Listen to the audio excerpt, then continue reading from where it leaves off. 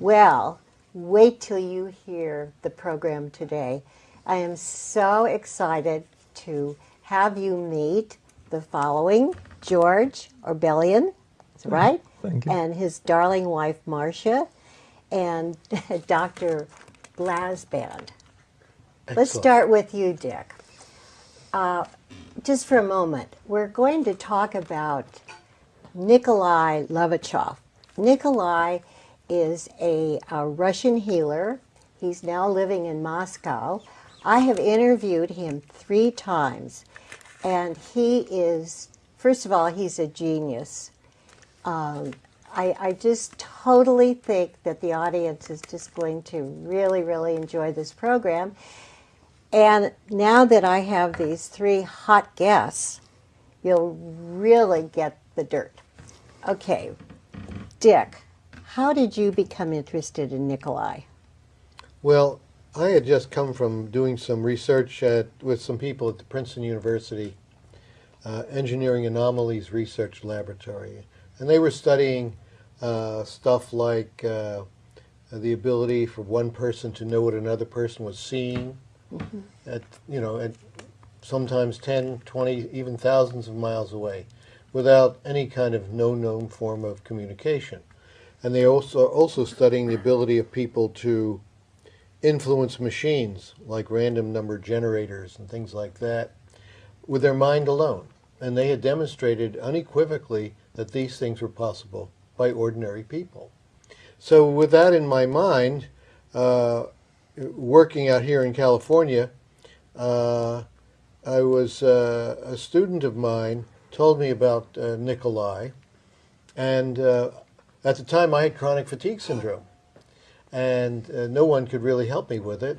So I went to see him, and I knew that within minutes that this man had tremendous powers, because I had been exposed to famous healers prior to this, people who were known worldwide and whom friends of mine had done research upon. But none of them really had the capacity of Nikolai. And by the way, it should be mentioned that Nikolai is also a theoretical physicist of a very high caliber. And he came to know his own abilities through the use of using his mind upon reflecting on what he did and what its impact was on other people, and using the scientific method to find out how he was able to do the extraordinary things that he does. So I began work with Nikolai as one of his clients. And when I heard that he was going to hold a class, I thought, well, that would be an interesting thing to do. Because I had referred many patients of my own, I'm a psychiatrist, to him. These are people who had heart problems and the like. And I noticed that not only were their heart problems rapidly getting better, but that they were moving much more rapidly in therapy. And these were people I'd known for several years at least. So it was easy for me to gauge that movement. And I thought, well, I would really like to be able to do this myself, to offer this to my own patients. So I took a class with Nikolai. I think it was the second class he offered. And at the end of that time, it was 6 weeks, every night during the week, I was able to heal in a rudimentary way, whereas prior to that time, I had no capacity that I knew of to do the kinds of things that I was now capable of doing. Thank you. Marcia. How did I come to know Nikolai? Yeah. He was invited to come to this country by my mother-in-law, my husband George's mother, and it just happened that he ended up staying with us when he first came here. He had no place to stay arranged.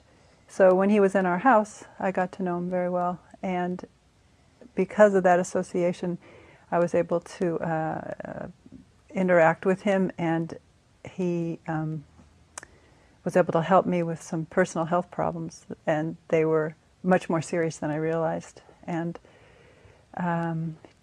that experience of having him help me was unbelievable, because I was in a state of so low, my health was so low that I wasn't enjoying life very much, and it was impacting the quality of my life tremendously.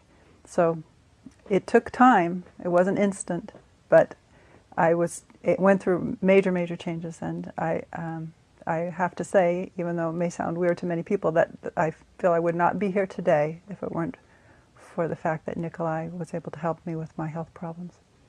Thank you, Marcia. And George. Well, when Marcia and I were married, shortly thereafter we had twin boys. And in about 1990, when the boys were 4, my mom had been pained by a bad leg and hip. And being a doctor trained in Russia, she knew that she would be healed in Russia ultimately. And she was introduced on a business trip with my father to Nikolai. And in one session, he was able to help her walk normally. And she stayed on with my brother, who lives in Moscow, was conductor of the Moscow Chamber Orchestra. And she would call Marcia and I at 3 or 4 in the morning because of the time change and say, George, you have to meet this guy, Nikolai. He knows so much, and you're going to just love him when you meet him, and it's really exciting, and we're staying up late and talking, and she was so excited about it that I said, well, you know, Mom, there's no way we're going over there with the twins, with perestroika going on and all of that. And I go, so invite him to come here. And she did, and we met him. And I picked him up at the airport on New Year's Eve. And as we were driving home, I asked Nikolai in Russian, I said, Nikolai, what is it that you do? How do you heal people? How do you help people? And he told me in Russian, you know, that he regenerates tissue. Well, in Russian, the word for regeneration is regeneraция. It's very close to the word in English. And so then I asked him, I go, well, how do you do that? And he goes, well, that's a longer story, and that's how I started working with Nikolai. From that moment on, I was hooked. I wanted to find out how he did it. And how many years were you students of Nikolai's? I'm still a student. You're still a student. Do you call him? Yes. And he can really help you on the phone? Yes, and he's taught us a lot. Actually, Dick and I worked with him on helping edit the English version of his first book, The Final Appeal to Mankind, and we took courses from him, and it's been an extraordinary experience that changed my life. How has it changed your life, George? Oh, in a number of ways. I'm very mechanical in the way I approach things. I used to build racing motorcycles. I wrote a book on surfboard design. And in every one of the disciplines I've approached, I wanted to understand why. How does it work? What's the system involved? And Nikolai was the first person that I came across that really explained everything. And I have to say that in 15 years of asking him thousands of questions, there was never a time when he backpedaled, changed his story. Everything dovetailed, you know, from the beginning of how creation occurred and what life is, and how life is an actual part of ecosystem development on planets, and that there's billions of planets with life on them, and what the spirit is, and the difference between living and non-living matter, and so many questions that he asked me that, you know, ranged on philosophy and physics. One of his favorite quotes that he shared was, you should know geology and philosophy and everything in between. That's pretty difficult to do. But would you say, George, that he really changed your whole persona? Your personality and your body and everything? Yes. Yes. I used to do a lot of surfing. I still surf. I've been surfing for 35 years. And when I went surfing, I'd get out of the water. In San Francisco, it's cold water, so you're wearing a wetsuit, and I'd often be just exhausted afterwards. You'd surf for an hour and a half to 3 hours, and you'd have to eat, rest, warm up. Whereas when I went on mountain bike rides, you could ride for 3 hours and you felt energized. And So after I started working with Nikolai and translating for him, sometimes I'd walk into his house after surfing, and even though I'd showered and changed, he'd ask me, "Did you go surfing today?" And I said, "Yeah, I did." The days I went mountain bike riding, when I also showered and changed, he never asked me if I went surfing. So after that happened about 3 or 4 times, I said, "Hey, Nikolai, how come when I go surfing, you ask me if I went surfing, but when I ride my mountain bike, you don't ask me if I went surfing? How do you know?" And he goes, "Well, when you're coming up the stairs, you're dragging half the ocean with you." I go, "What do you mean I'm dragging half the ocean with me? I took a shower, I'm clean, I had no sand on my feet."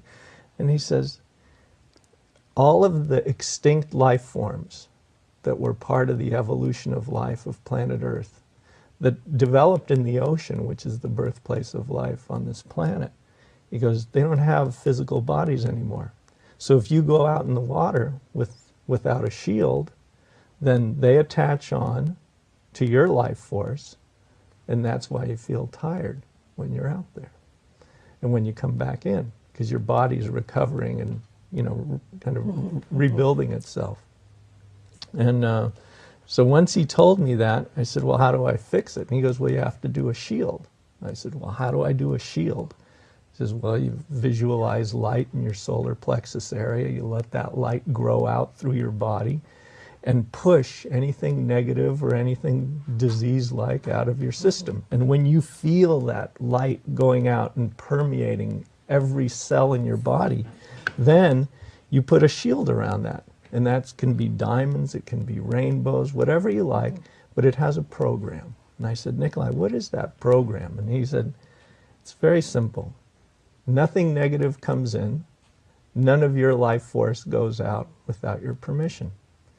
So at that point, I knew how to do the shield. I'd go in the water surfing, and I noticed no tiredness afterwards. Wow.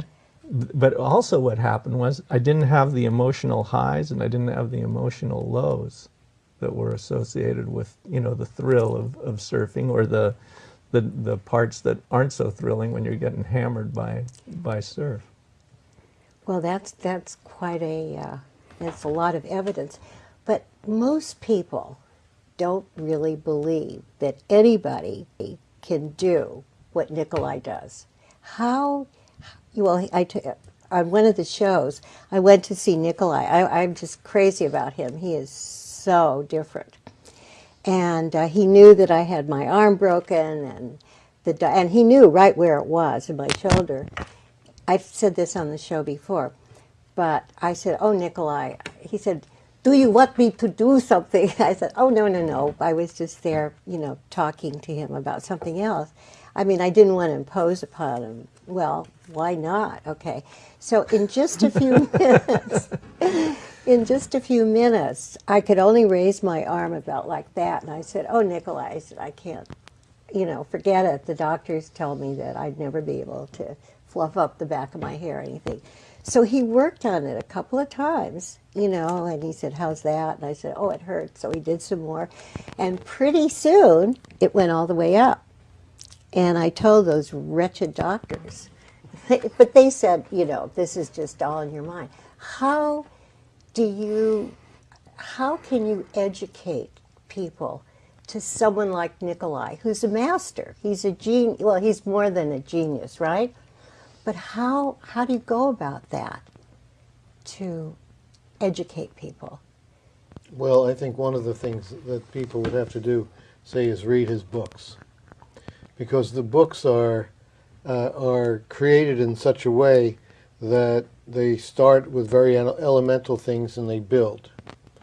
And the other thing is that they're programmed, really, by Nikolai, so that the more you read and understand, the more you'll be able to understand later on. And in my mind, that's certainly the best way, because you have his influence actually working on the reader himself. Are these books available readily? No. There are some that you can get in Russia, but the ones that he wrote here were self-published. And I think he's trying to set it up so that you can get them, subscribe to them on the web. but that hasn't been achieved yet. Oh, that would be very good. But you can read some of his stuff in English on his website, which is levashov.info. Oh, I didn't know that. Yeah, LEVASHOV.info. And there you'll find exposition of some of his ideas in different languages.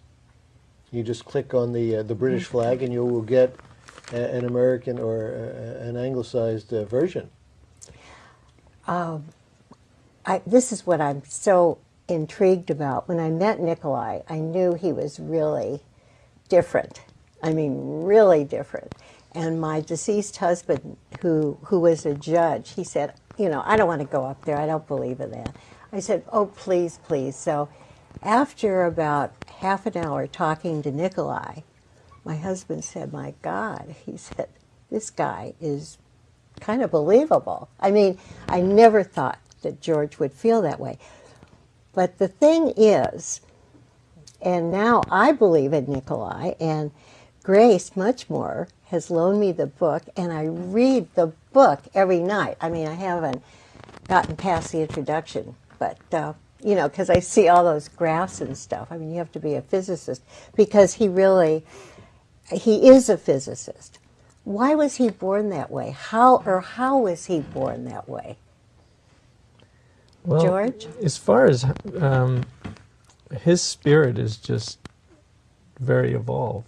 And he was also knowledgeable of that fact and developed himself. He was a very serious student, and he took advantages of the educational system in Russia, which is one of the top in the world. And he really looked under every rock and asked the hard questions. And I remember a story he told when he was in school, and he was asking his biology teacher at the university level now, why cells change. Why do some cells become bone tissue and some cells become neurons and some cells become, the heart muscle? And, the teacher tried to explain it with a simplistic explanation, and Nikolai said, that's what they told us in the 7th grade. Don't you know anything more that you can give me insight with? And then the teacher said, well, don't ask me questions that only God knows the answer to. And to Nikolai, that wasn't a satisfactory answer, and he's a scientist in the truest sense of the word. He just continues to search until he has an answer that makes sense, not only as an individual point, but also about everything else fitting together with it in a system that can explain life. So it is scientific. There is evidence. And I use the word evidence. That's very important. In what way? How would you Well, it's important to explain understand that this is not just something which, that his science, the discoveries that he's made, some of which dovetail with what we already knew, but many which are, really original, startling innovations, that this came not just spouted out of his head, some guy sitting down and, making all of this up, but it was the result of, years of work and of study, and as George mentioned, asking, the hard questions and attempting to find the answers. And in that, he uses his remarkable clairvoyant abilities to see into matter and into life in a way that most people can't, but also used, scientific logic and scientific method in order to come to his conclusions. It's a vast, deep body of knowledge. Do you think he's from another planet? I think that that the spirits which make him up, which are part of him, probably have come from other planets. Mm-hmm. George, you may know more information about that than I do. Well, I just think the world would be a better place if there were more spirits like his on this planet. Yeah. Could that happen? I think it's happening. Do you? Yes. But who's learning this, George?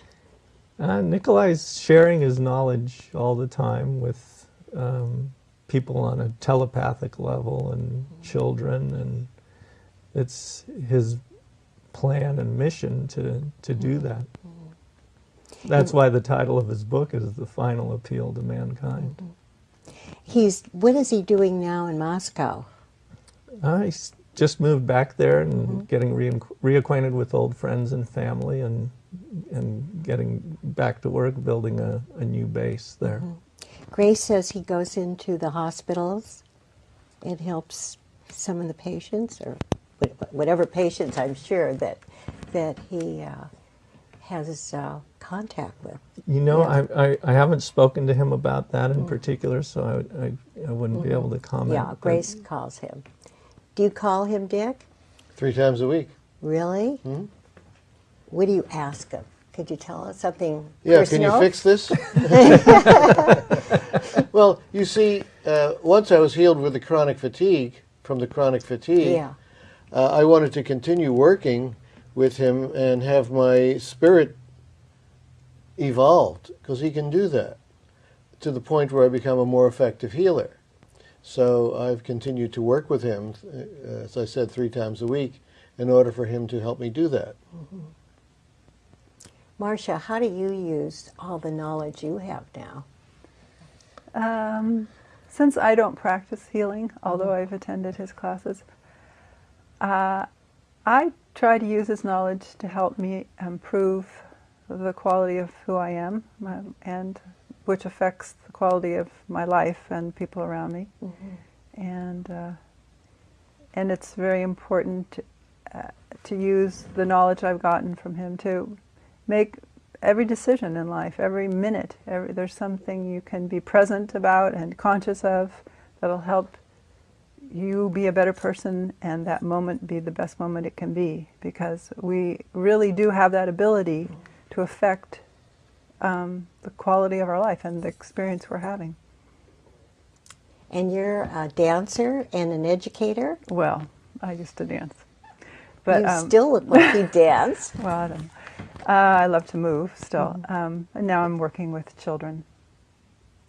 So it does spill over, doesn't it? Yes. It really does. It's just hard for people to believe that, and I'm sure there are a lot of other healers that we don't know about, right? But it's so hard. You know, they think it's just a bunch of nonsense, magical stuff that, you know, self-hypnosis, that you can do it yourself. But you can't. I mean, without the aid of someone who really is a healer. Don't you agree? Well, the important thing is to know is that you can only understand what you've been evolved to understand. When you were a child, I mean, there were many, many things that adults around you understood that you could not understand.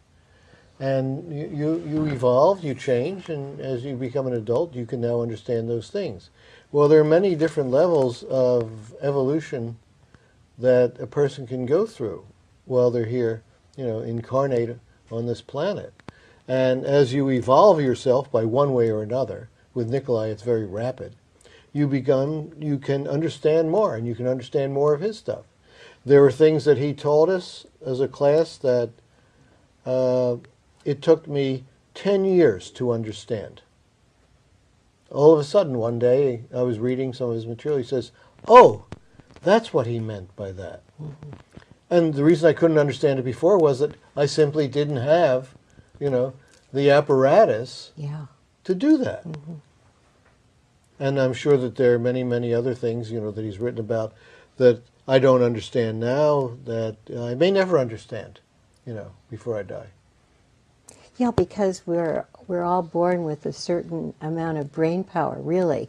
Like, why are some people musicians and some people are, you know, great intellectuals? Why is that? That people are so different with our brains. It's because the spirits are different. That's an important point. The spirit. Yes, that we all have a spirit. Okay, I have a really hard question. How would you define spirit?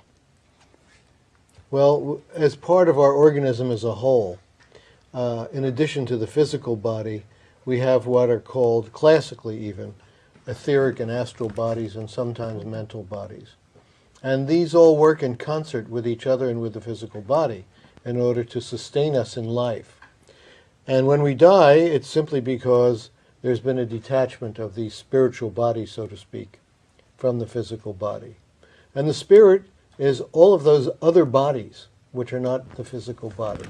It's with us during our lives, and when we die, it continues to survive. That's the spirit. It's a real thing. Well, what can I say? The last time I was with you all, I mean, I could hardly get home. It's so fascinating, and it's heavy duty, but it's just